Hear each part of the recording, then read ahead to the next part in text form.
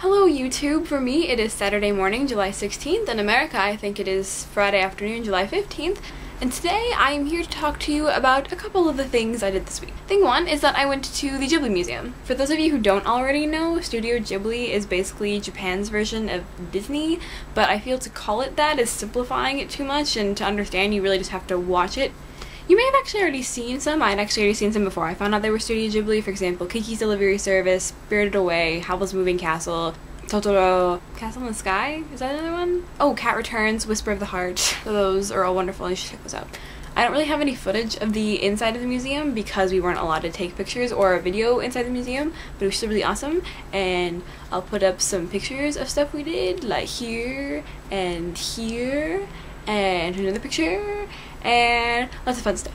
The really cool thing about the Ghibli Museum is that the tickets they give you are actually little film strips. Mine is from Ponyo. I don't know if you can really tell.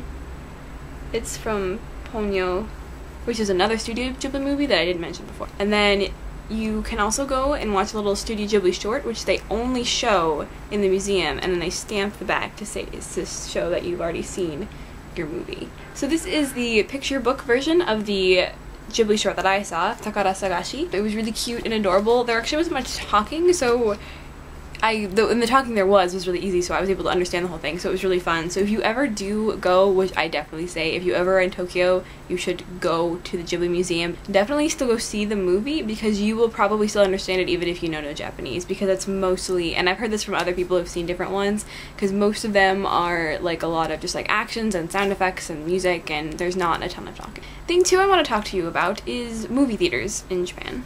Yesterday I went and saw Harry Potter and the Deathly Hallows Part 2 on opening day here in Japan, which was kind of awesome because it was actually technically about 2 hours before the midnight premiere in Seattle, so I beat Seattle, which made me really happy. I won't be saying any spoilers in any form for the movie, so don't worry if you haven't seen it yet, but I'm going to talk about more differences between like American theaters and Japanese theaters. I don't know if this would be different for a midnight release crowd, but at least on opening day, or just maybe probably a normal crowd, Japanese movie audiences are way quieter than American movie audiences.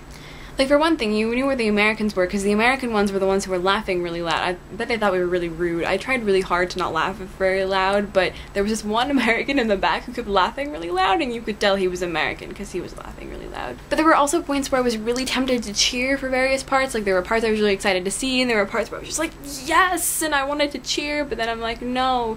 Even though this is opening day, that's not really the way you do it here. Another thing is that, you know, especially on midnight releases and opening day, and even for like almost the first couple weeks in America, you know how movie audiences will often clap at the end of the movie if the movie was good.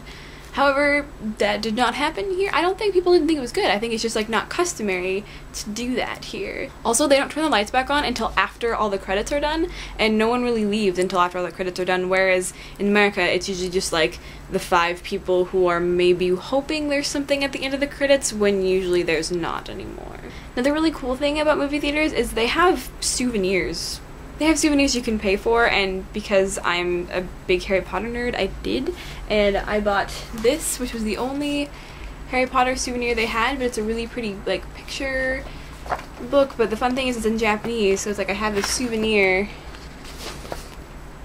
from seeing the movie.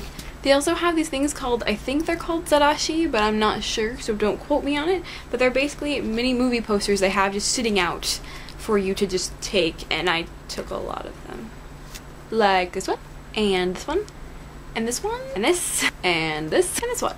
And those are only about half the ones that I've grabbed. I'm not really sure if it's like totally normal to just like grab all of them, but I'm really excited to make like a wall of these in my room next year, so that's definitely going to be awesome.